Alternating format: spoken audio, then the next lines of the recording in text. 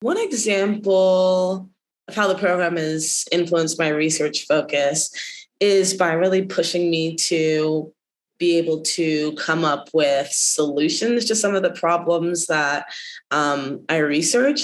So sociologists are very good at outlining in great detail what social problems we are dealing with and have dealt with in the past. And so as before I started the program, I was very focused on just getting right what the problems were.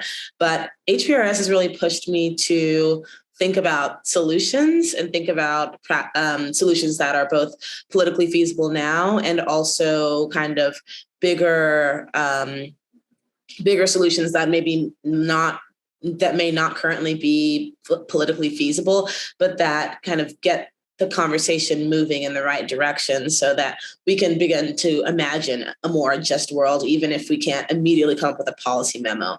But the program definitely has helped me develop solutions and policy solutions to some of the social problems that I research. So for me, at least originally, I hadn't thought a ton about leadership at all. Whenever I did think of it, I thought of just kind of one person, usually a man, and he would be the person in charge of coming up with the vision and everything for the organization or for the cause, and then he would just guide the execution and also the vision for the program or for the whatever they're trying to accomplish, the organization is trying to accomplish.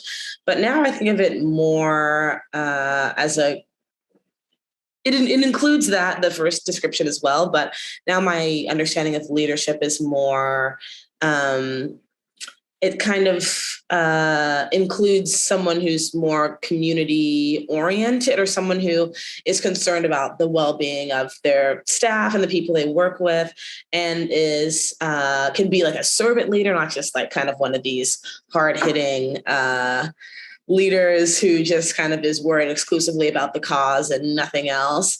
Just kind of a person who is more community oriented, and it can be a group of leaders. It doesn't have to be just one leader. That's the program has definitely evolved my thinking in terms of what leadership is.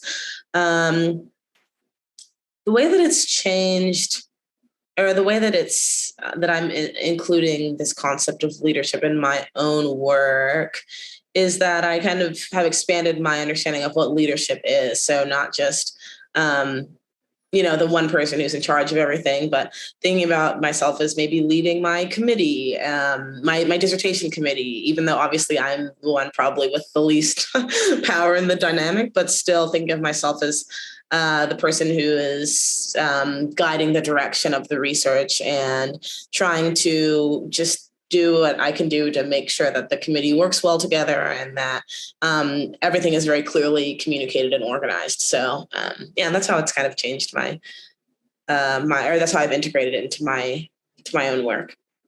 I would tell them that the people are incredible and like the staff, the NPC, the Keisha and Lori and just Jessica, everyone who works there is so wonderful.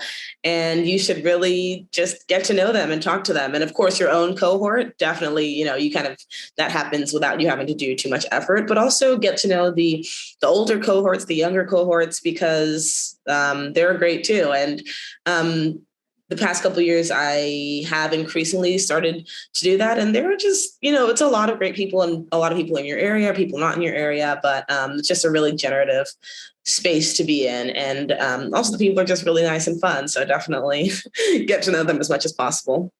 My vision for a culture of health is that race would no longer be a predictor at all or of health and mortality. So essentially racism would be eradicated, which is kind of a huge vision, but we should be shooting at something. So that would be my vision for a culture of health. It complemented it a lot by giving me a lot of background in some of these social determinants of health, giving me more of a working vocabulary about kind of policy and health policy and a working understanding of that. And then just providing a lot of practical skills. Like there was an R workshop that was super helpful for me. There was, we did a lot of policy memos one summer a couple of years ago. I think it was 2018 or 19. That was really helpful just to kind of understand what policymakers want to see when you're proposing things to them. We got a lot of training in, how one even approaches Congress people and how you build relationships with them. So a lot of practical things about how to communicate my research that were not really taught in my program. Let me achieve my goals by just creating a community of like-minded people who are also working toward similar visions for the culture of health. Like I've gotten so many reading recommendations from folks in my cohort. As people we've graduated, I guess now.